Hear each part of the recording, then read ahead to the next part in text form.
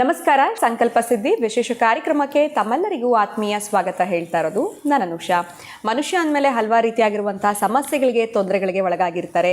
ನಿಮ್ಮ ಯಾವುದೇ ರೀತಿಯಾಗಿರುವಂತಹ business problems ಆಗ್ತಾ ಇರ್ಬೋದು, ವಿವಾಹಕ್ಕೆ ಪ್ರಯತ್ನ ಪಡ್ತಿರ್ತೀರಾ, ವಿಳಂಬ ಆಗ್ತಾ ಇರುತ್ತೆ, ಆರೋಗ್ಯದಲ್ಲಿ ಏರುಪೇರಿನ ಸಮಸ್ಯೆಗಳು, ಮನೆಯಲ್ಲಿ ಒಂದು ರೀತಿಯಾಗಿರುವಂತಹ ಅಶಾಂತಿಯ ವಾತಾವರಣ ಇರ್ಬೋದು.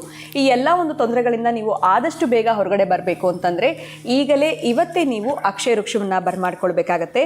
ಇದರ ಬಗ್ಗೆ ನಮಗೆ ಹೆಚ್ಚಿನ ಮಾಹಿತಿ ಬೇಕು ಅಂತಂದರೆ ನಿಮಗೆ ಸ್ಕ್ರೀನ್ ಮೇಲೆ ಸಂಖ್ಯೆಗಳು ಬರ್ತಾ ಇದೆ. ಆ ನಂಬರ್ಸ್ಗೆ ಕರೆ ಮಾಡಿದಾಗ ನಿಮಗೆ ಸಂಪೂರ್ಣವಾಗಿರುವಂಥ ವಿಚಾರನ ತಿಳಿಸ್ಕೊಡ್ತಾರೆ. ನಮ್ಮ ಚಾನಲ್ನ ಫಸ್ಟ್ ಟೈಮ್ ನೀವು ವೀಕ್ಷಿಸ್ತಾ ಇದ್ದೀರಾ ಅಂತಂದರೆ ಈಗಲೇ ಸಬ್ಸ್ಕ್ರೈಬ್ ಮಾಡಿ, ನಮ್ಮ ವೀಡಿಯೋಸ್ನ ನೀವು ಲೈಕ್ ಮಾಡಿ. ಇನ್ನು ಕಾರ್ಯಕ್ರಮದಲ್ಲಿ ನಮಗೆ ಸಾಕಷ್ಟು ವಿಚಾರಗಳ ಬಗ್ಗೆ ಮಾಹಿತಿ, ಮಾರ್ಗದರ್ಶನ ತಿಳಿಸ್ಕೊಡುವಂಥ ಸ್ಪಿರಿಚುವಲ್ ಗುರು ಡಾಕ್ಟರ್ ವಿಷ್ಣುದತ್ತ ಗುರುಜಿಯವರಿದ್ದಾರೆ. ಗುರುಜಿಯವ್ರನ್ನ ಇವತ್ತಿನ ಕಾರ್ಯಕ್ರಮಕ್ಕೆ ಬರ್ಮಾಡ್ಕೊಳ್ಳೋಣ. ನಮಸ್ತೆ ಗುರುಗಳೇ, ಕಾರ್ಯಕ್ರಮಕ್ಕೆ ಭಕ್ತಿಯ ಸ್ವಾಗತ. ಒಳ್ಳೆದಾಗ್ಲಿಮ್ಮ.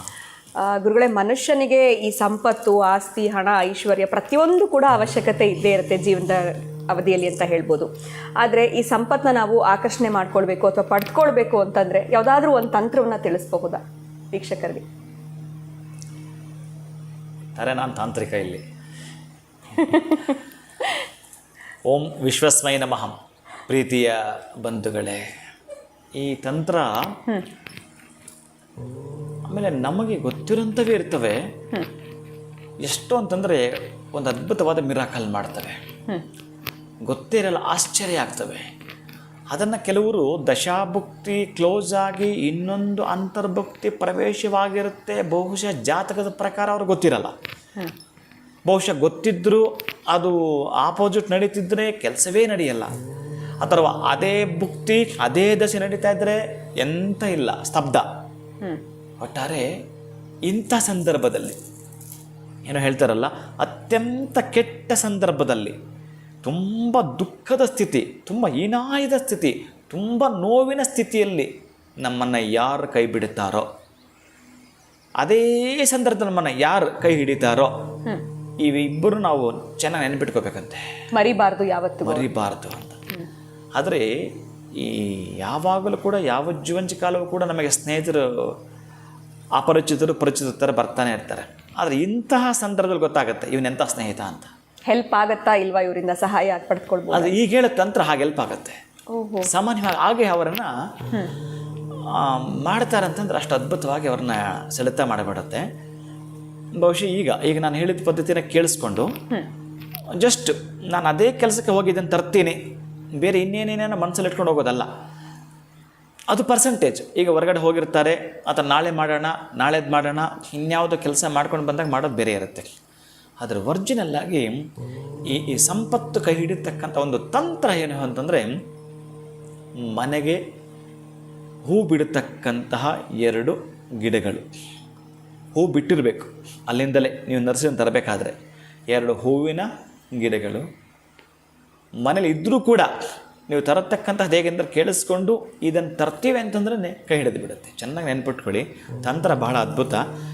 ಮಾಡಿದಾಗ 2 ಹೂವಿನ ಗಿಡಗಳು, ಅದು ಪಾಟ್ ಜೊತೆಗೆ ಕೂಡ ತರ್ಬೋದು.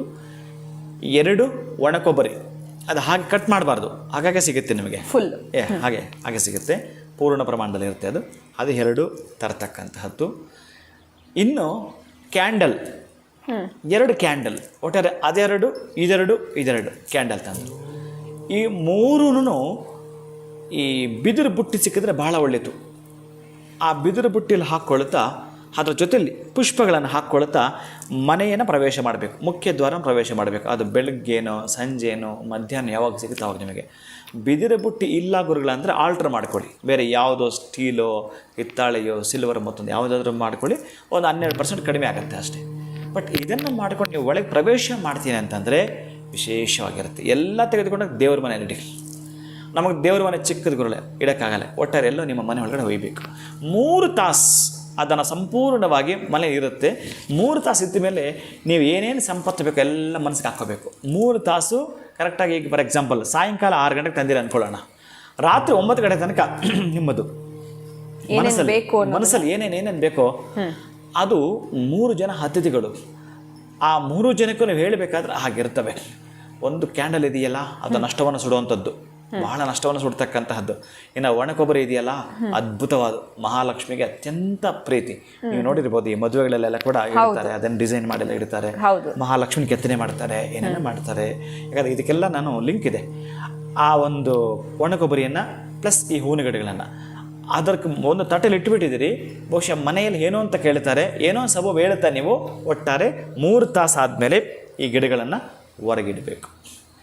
ಈ ಒಣ ಕೊಬ್ಬರಿಯನ್ನು ಅಡುಗೆ ಮನೆ ಸೇರಿಸ್ಬೇಕು. ಈ ಕ್ಯಾಂಡ್ಲನ್ನು ಮಾತ್ರ ಎಲ್ಲಾದರೂ ಲೈಟ್ ಆಫ್ ಮಾಡಿ ಆ 2 ಕ್ಯಾಂಡ್ಲನ್ನು ಒಂದು ಟೀಪಾಯಿನೋ ಅಥವಾ ಒಂದು ಟೇಬಲ್ಲೋ ಮತ್ತೊಂದು ಹಾಕ್ಕೊಂಡು ಅದ್ರ ಮೇಲೆ 2 ಹಚ್ಬಿಡ್ಬೇಕು, ಬಾಗಿಲು ಹಾಕ್ಬಿಡ್ಬೇಕು. ಅದು ನೋಡ್ಕೋಬೇಕು, ಮತ್ತೆ ಪೂರ್ತಿ ಅದೆಲ್ಲ ಸುಡೋ ಥರ ಇಲ್ಲ, ಒಂದು ತಟ್ಟೆ ಹಾಕಿದ್ರು ಪರವಾಗಿಲ್ಲ, ಪೂರ್ಣವಾಗಿ ಸುಡಬೇಕು ಇದನ್ನು. ಮತ್ತೆ ಇದನ್ನು ತೆಗೆದುಕೊಂಡೋಗಿ ಪೂರ್ಣ ಸುಟ್ಟಿರ್ತಕ್ಕಂಥದ್ದು ನೀವು ಇನ್ನು ಡಸ್ಟ್ಬಿನ್ಗೆ ಹಾಕ್ತಿರೋದು. ಇಷ್ಟೇ ನೀವು ಮಾಡ್ತಕ್ಕಂಥದ್ದು. ಪೂರ್ಣ ನೀವು ಹೇಳ್ಕೊಂಡಿದ್ದೀರಿ, ಬೇರೆ ಅದ್ರ ಜೊತೆಗೆ ಹೇಳ್ಕೊಂಡಿದ್ದೀರಿ, ಮನೆಯಲ್ಲಿ ಓಡಾಡಿದ್ದೀರಿ, 3 ತಾಸು ಮನೆಯಲ್ಲಿ ಏನು ಬೇಕೋ ಹೇಳ್ಕೊಂಡು ಓಡಾಡಿ.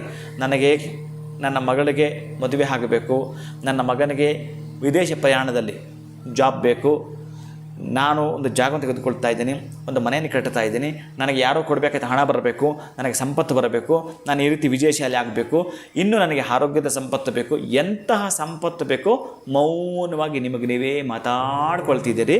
ಅದನ್ನು ತಂದುಬಿಟ್ಟು ಇಷ್ಟು 3 ತಾಸು ಆದಮೇಲೆ ಇಷ್ಟನ್ನೇ ನೀವು ಮಾಡ್ತೀರಿ. ಒಮ್ಮೆ ಪರೀಕ್ಷೆ ಮಾಡಿ ನೋಡಿ, ಆ ವಾರದಲ್ಲಿ ನಡೀತಕ್ಕಂಥ ಚಮತ್ಕಾರ ನಿಮಗೆ ಗೊತ್ತಾಗತ್ತೆ. ಅಂದ್ರೆ ಇದು ಇಂಥದ್ದೇ ದಿನ ಮಾಡಬೇಕು ಅಂತ ಏನಾದರೂ ಇದೆಯಾ? ಇಲ್ಲ, ಅದಕ್ಕೆ ನಾನು ಈಗ ಕೇಳಿಸ್ಕೊಂಡು ಹೋಗ್ತಂದ್ರು ಕೂಡ ಅಥವಾ ಇನ್ಯಾವತ್ತು ಕೇಳಿಸ್ಕೊಂಡ್ರು ಕೂಡ ಇದನ್ನೇ ಮಾಡಿ. 3 ತಾಸು ಆದಮೇಲೆ ಯಾವ್ದಾವ್ದನ್ನ ಇಡಬೇಕು ಅದಲ್ಲಿ ಇಟ್ಬಿಡಿ, ಸಾಕು. ಇಷ್ಟನ್ನೇ ನೀವು ಮಾಡ್ತೀರಿ, ಸಾಕು. ಖಂಡಿತವಾಗ್ಲೂ ಗುರುಗಳೇ. ಸೊ ಇದರಲ್ಲಿ ಇಂಥದ್ದೇ ಅಂತಿಲ್ಲ, ಅವ್ರಿಗೆ ಏನೇನು ಬೇಕೋ ಅದನ್ನ ಪಡೆದುಕೊಳ್ಳೋದಕ್ಕೆ ಈ ಒಂದು ತಂತ್ರದ ಮುಖಾಂತರ ಸಹಾಯ ಆಗುತ್ತೆ. ಅದ್ಭುತವಾಗಿರುವಂಥ ವಿಚಾರನ ತಿಳಿಸ್ಕೊಟ್ಟಿದ್ದೀರಾ, ಪ್ರತಿಯೊಬ್ಬರಿಗೂ ಕೂಡ ಭಾಳನೇ ಉಪಯುಕ್ತ ಆಗುತ್ತೆ. ಧನ್ಯವಾದಗಳು ತಮಗೆ ಗುರುಗಳೇ, ನಮಸ್ಕಾರ. ಹರೇ ಶ್ರೀನಿವಾಸ. ಸೊ ನಿಮಗೆ ಬೇಕಾಗಿರುವಂಥ ಸಂಪತ್ತನ್ನು ನೀವು ಪಡೆದುಕೊಳ್ಬೇಕು ಅಂತಂದರೆ ಯಾವ ಒಂದು ತಂತ್ರವನ್ನು ನೀವು ಫಾಲೋ ಮಾಡಬೇಕು ಅನ್ನೋದ್ರ ಬಗ್ಗೆ ಗುರುಗಳು ತಿಳಿಸ್ಕೊಟ್ಟಿದ್ದಾರೆ. ಕಾರ್ಯಕ್ರಮ ಇಷ್ಟ ಆಗಿದೆ ಅಂತ ಭಾವಿಸ್ತಾ ಮುಂದಿನ ವಿಡಿಯೋದಲ್ಲಿ ತಮ್ಮನ್ನು ಭೇಟಿ ಮಾಡ್ತೀನಿ. ನಮಸ್ಕಾರ.